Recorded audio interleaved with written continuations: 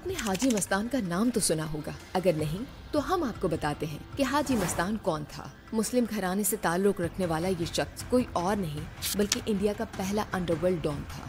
हाजी मस्तान का असल नाम मस्तान मिर्जा था। वो 1926 में रियासत मद्रास के एक छोटे से गांव में पैदा हुआ। गुर्बत ने मस्तान को बचपन से ही ये सोचने पर मजबूर कर दिया कि किस तरह अपने खानदान के हालात बदले जाएं।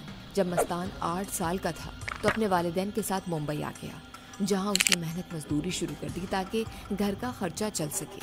मुंबई में बंदरगाह पर मजदूरी के दौरान मस्तान ने एक अलग ही दुनिया देखी। उसने देखा कि यहाँ महंगी महंगी चीजें स्मगल होकर आती हैं, जिससे स्मगलर्स ढेर सारा पैसा कमाते हैं। उन दिनों स्मगलिंग का कारोबार अपने उरूज पर था। मस्तान ने भी आहिस्ता आहिस्ता स्मगलिंग में कदम रख दिया। पहले छोटे मोटे सामान का धंधा किया, लेकिन फिर जल्द ही बड़े बड़े स्मगलरों के ग्रुप में शामिल हो गया। इस तरह वो जराइम की दुनिया में तरक्की करके डॉन बन गया।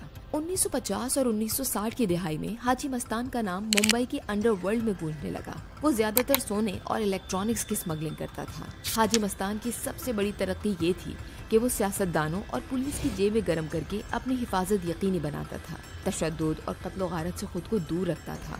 ज्यादातर पैसा और ताल्लुकात इस्तेमाल करके धंधा करता था। यही वजह थी कि दीगर डॉन्स के मुकाबले में हाजी मस्तान की इमेज साफ सुथरी समझी जाती थी। वो हमेशा सफेद कपड़े पहना करता था। सोने का चश्मा और लग्जरी गाड़ियाँ उसकी शान और शौकत की अलामत थी। लोग उसे गैंगस्टर के बजाय स्टाइल आइकॉन डॉन कहते थे। हाजी मस्तान को बॉलीवुड नगरी से इश्क था। वो फिल्मों में सरमाया लगाता और कई फिल्म प्रोड्यूसर्स और अदाकारों की मदद भी किया करता था। कहा जाता है कि लेजेंड अदाकारा मीना कुमारी के साथ भी उसके करीबी ताल्लुकात थे। दरहकीकत हाजी मस्तान ही था जिसने अंडरवर्ल्ड और बॉलीवुड के ताल्लुकात की बुनियाद डाली थी। वही पहला शख्स था जिसने मुंबई में अंडरवर्ल्ड को भी मुनज़्ज़म किया।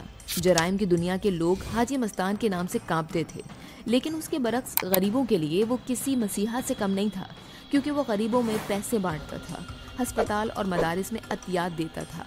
मुंबई के आम लोग हाजी मस्तान को रॉबिन हुड मानते थे। हाजी मस्तान को कई बार गिरफ्तार किया गया, लेकिन ज्यादातर स्मगलिंग के केसेस में, क्योंकि वो पुरतशद्दुद डॉन नहीं था, मगर हर बार ताल्लुकात और पैसा ही उसके काम आया। यही वजह थी कि वो ज्यादा अरसा जेल में नहीं रहता था। 1970 और 1980 की दिहाई में अंडरवर्ल्ड में नए चेहरे सामने आए। दाऊद इब्राहिम और दीगर की एंट्री के बाद हाजी मस्तान ने महसूस किया कि उसका दौर खत्म हो रहा है।